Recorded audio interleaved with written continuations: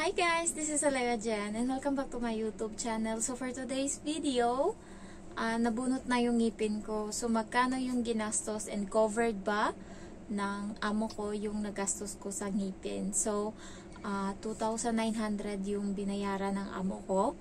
Kasama na doon yung x-ray ng ngipin, 150 Hong Kong dollar.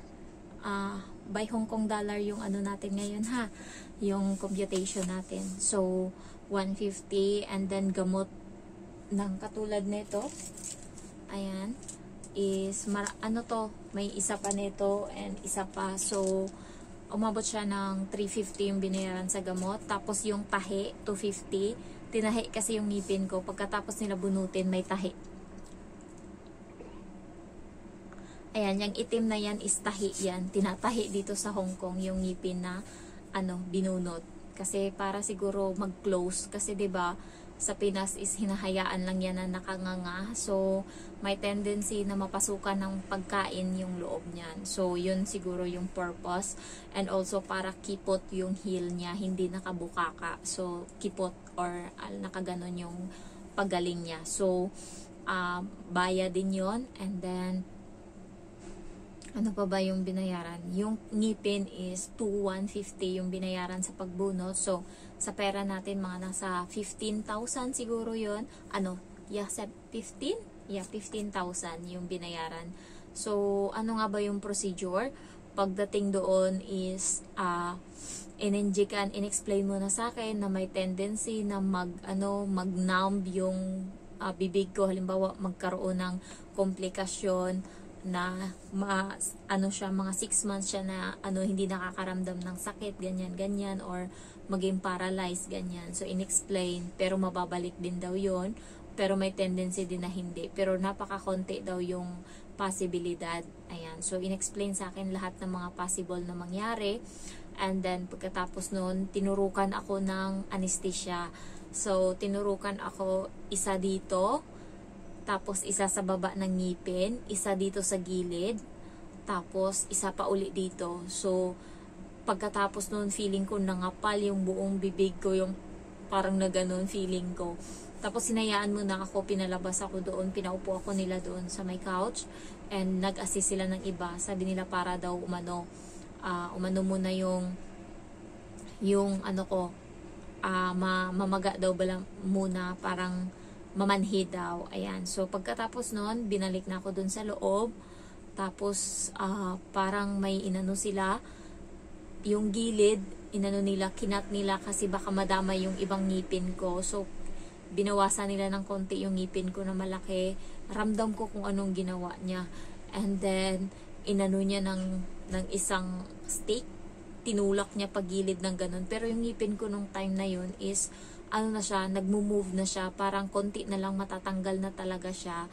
So, tinulak niyang ganun, so tapos inikot-ikot niyang ganun, ginanon-ganon niya doon sa loob, inikot niya ng paikot ng ganun, yung ngipin ko. Pagkatas, tsaka binunot ng ganun. Ang bilis niya lang, ginanon-ganon, tapos nabunot na kaagad yung ngipin ko.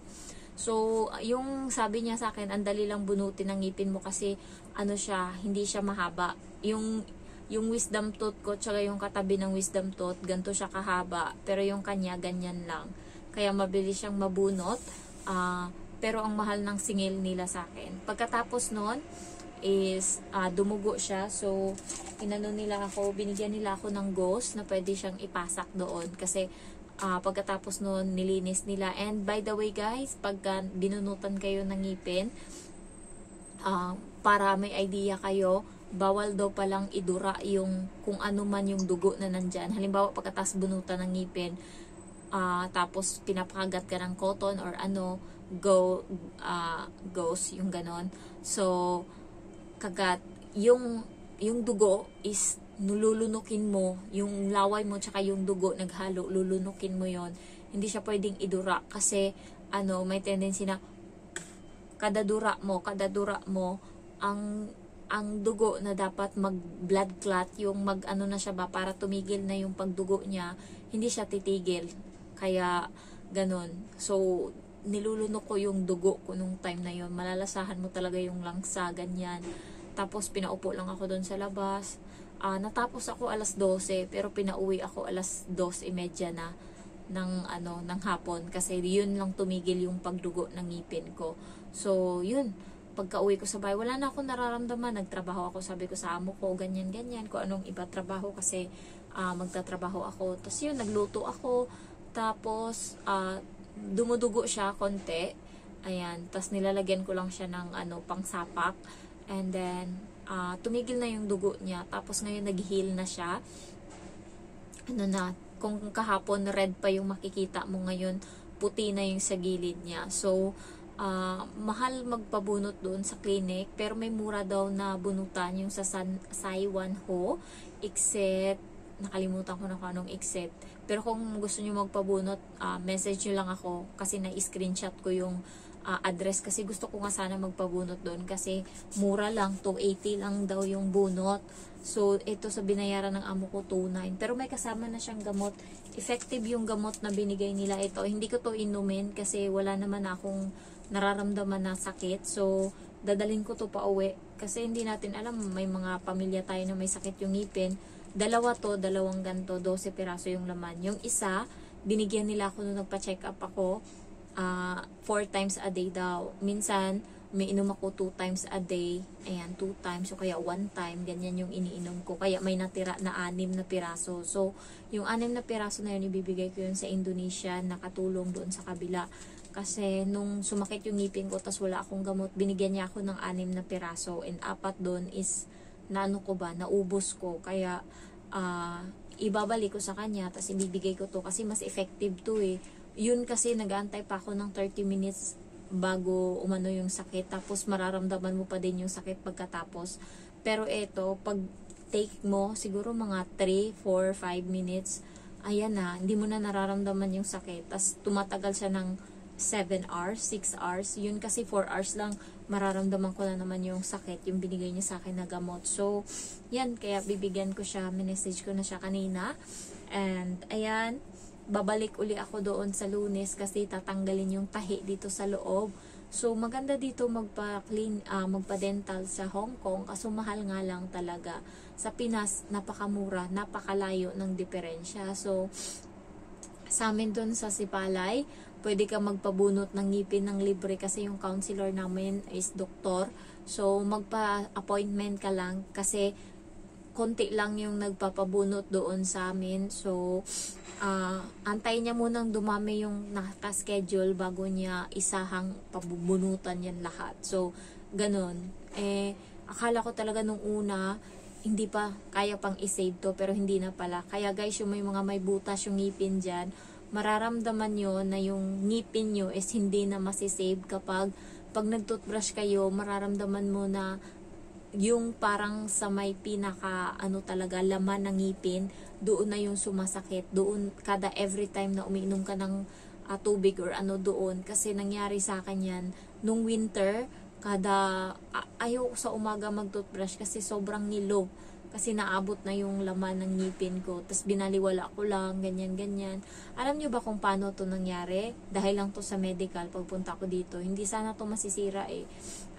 Pinapasta ko to siya. Pero matino pa. Ngayon, kinainan ko ng lechon kawali. Hindi ko talaga makalimutan kung bakit to nasira.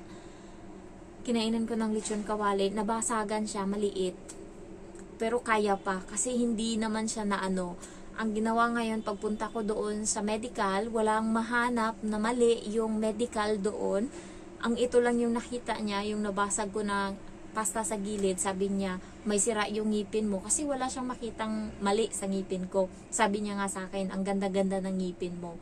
So, wala siyang mahanap para mapirahan ako. Kasi buo matino.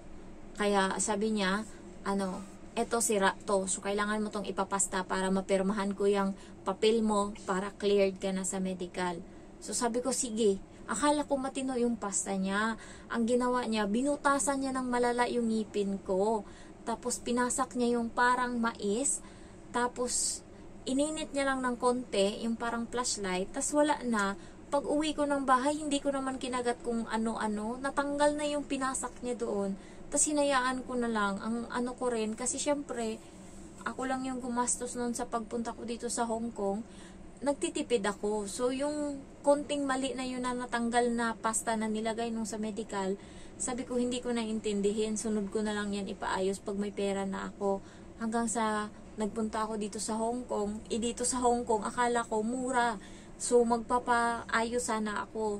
Yung kaibigan ko na si Rose, nagpapasta, 1.6 yung nabayaran niya kasi depende sa sira ng ngipin, depende kung gaano siya kalala. Ayan, sila yung magdidesisyon yan, hindi ikaw kung gaano kamahal yung singil nila. So, umatras ako, sabi ko hindi ko na ayusin. Hanggang sa unti-unti na nung time na yon, mahilig din akong kumain ng chocolate, tapos yun na nangyari. Unti-unti niya na kinakain, tapos inaano-ano ko din ng toothpick hanggang sa umabot na siya dun sa pinakailalim, tapos narating na yung pinakadulo. Yun na, hindi ko na na-save. Kaya kapag naramdaman nyo na parang sa dulo na yung pinakamasakit, na parang sa meat na niya, huwag nyo nang tangkain pa na ipapasta yan kasi madoble lang yung gastos nyo. Pabunot nyo na yan kasi pag pinastahan yan, doon siya masasakit talaga na inuuntog ko yung ulo ko. So, yun lang guys, sana may idea kayo. Kaya yung mga magpupunta dito sa Hong Kong, Pilipinas pa lang paayos nyo na yung ngipin nyo. Ang mahal dito sa Hong Kong, swertihan pa kung yung amo nyo isasagutin yung babayaran nyo, yung iba is hindi. Kaya ingat kayo sa ganyan kasi may mga amo na buraot. Naswertihan ko lang tong amo ko. Siguro dahil nga kaming dalawa, nagsagutan kami kasi nga kasalanan niya.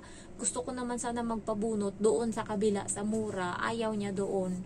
Siya yung nagturo sa akin dito sa mahal. Tapos hindi naman ako kinonsult. Desisyon siya ng desisyon, yung kausap niya yung doktor. Kaya nung nag-anuhan na kami, nasabi ko ang mahal. Siyempre ako magbabayad nung time na yun. Ang ko lang insurance.